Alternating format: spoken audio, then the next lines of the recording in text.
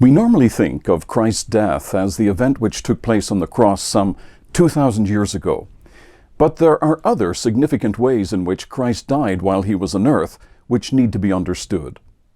Jesus said, "Verily, verily, I say unto you, except a corn of wheat fall into the ground and die, it abideth alone.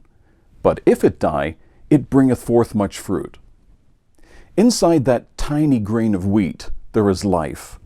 But on the outside, preventing that life from bearing fruit is a very hard shell. And it's only as the grain is placed in the ground that the outer shell begins to die and break, that the wheat begins to grow and bear fruit.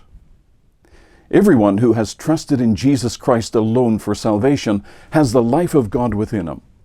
1 John 5:12 says, "He that hath the Son hath life, and he that hath not the Son of God hath not life." But among this group that possess the life of God, there can be found two distinct conditions. Those whose life is confined and restricted because they resist dying to self, and those who willingly die to self, and that life has been released and bears fruit. Philippians chapter 2 details some very significant ways in which Christ died to self every single day. And I want to make application of this to the Christian home. First, Christ died to his right to wealth.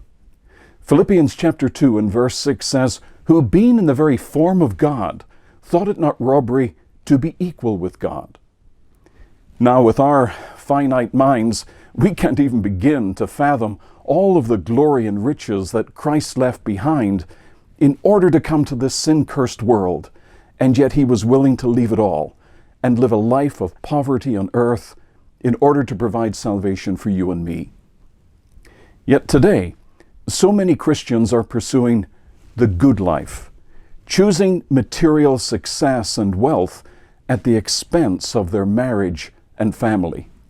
Even those in the ministry oftentimes put their work ahead of their spouse and children, thinking that's the most spiritual thing that they can do. Now, I realize that there are exceptions when we might need to put some extra time in at the office, but we have a choice. And if you are a parent, then the most important ministry you have is your family. If God has blessed you with children, then they and your relationship with your spouse need to be your top priority.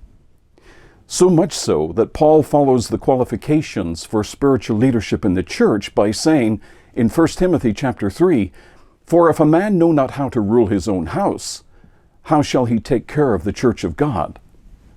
Paul is saying that a successful marriage and family are the credentials for fruitful ministry. The most precious thing we have are the relationships we have with each other, especially family. Don't sacrifice those relationships on the altar of corporate or even ministerial success.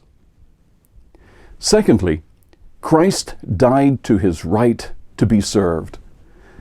The only person who has the right to have others serve him, and yet he chose to die to self and become a servant. Let me talk specifically to the men here for just a moment, because God has given us the incredible responsibility of being spiritual leaders in our home. And in the upper room on the night before his crucifixion, Jesus demonstrated what spiritual leadership is all about. One of the most humble tasks in a New Testament home was to wash the feet of guests. And as the disciples had gathered in the upper room, Luke chapter 22 says that there was a strife among them, which of them should be accounted the greatest. None of them were willing to humble themselves and take on the role of a servant.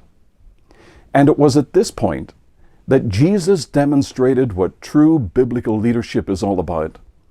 Jesus took a basin of water and a towel, and he began to wash the disciples' feet. Being the spiritual leader in the home is not about usurping authority and lording it over your wife and family. That's not what the Bible teaches. It's about being a servant.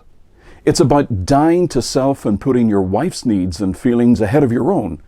It's about getting on your knees and asking the Lord each day to open your eyes to the ways in which you can serve your wife and your family. There are many other significant ways in which Christ died to self that we don't have time to get into in this short video. Christ died to his right to a good reputation. Philippians 2:7 says that he made himself of no reputation. Christ died to his right to physical comforts. Jesus said in Luke chapter 9 that foxes have holes and birds of the air have nests, but the Son of Man hath not where to lay his head. Christ died to his right to make his own decisions. He said, Father, not my will, but thine be done. And so as we reflect on the death of Jesus this Good Friday, let's also remember the many ways in which he died to self every single day of his life. Let's seek to emulate his character.